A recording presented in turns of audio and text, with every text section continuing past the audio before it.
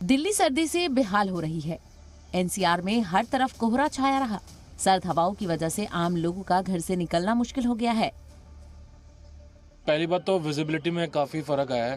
सो हम coming all the way from Noida, so रास्ते में जो विजिबिलिटी है वो काफ़ी कम है। मतलब विदाउट आप लाइट ऑन करके नहीं आ सकते। अर्ली इन द मॉर्निंग तो आप भूल ही जाइए। दिसंबर के आखिरी हफ्ते में ठंड ने अपना असर दिखाना शुरू कर दिया है।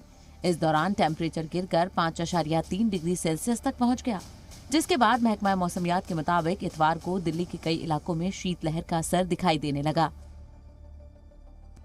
दिल्ली एनसीआर में 25 दिसंबर को टेम्परेचर में रिकॉर्ड गिरावट दर्ज की गई, जबकि कुछ इलाकों में इतवार को पारा लुढ़ककर 3 डिग्री सेल्सियस तक पहुंच गया।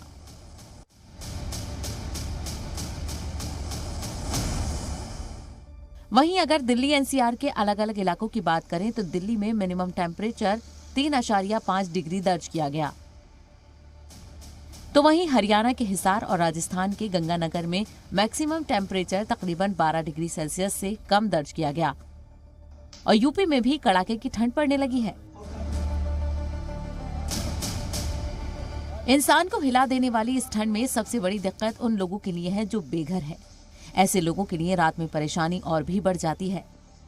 दिल्ली के कई शेल्टर होम में लोग किसी तरह जिंदगी बचाने की कोशिश कर रहे हैं। ये इस टाइम जो है बच्चों के लिए और बुजुर्गों के लिए बहुत ज्यादा ठंड, क्योंकि ये जो मौसम है ठंड का, ये काफी नुकसानदायक है। दिल्ली एनसीआर के साथ ही हरियाणा, पंजाब, मगरबी उत्तर प्रदेश और उत्तरी राजस्थान में घना कोहरा छाया रहा। इंतजामिया के अंदाजे के मुताबिक अगले कुछ दिनों तक इन इलाकों में कोहरे के हालात बने रहेंगे।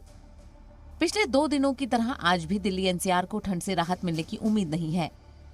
हालांकि महकमा मौसमियात के मुताबिक इतवार के मुकाबले यहां का पारा 1 डिग्री तक ज्यादा रह सकता है। हालांकि दिल्ली एनसीआर के कई इलाकों में शीतलहर के हालात बने रह सकते हैं। ब्यूरो रिपोर्ट, जी मीडिया।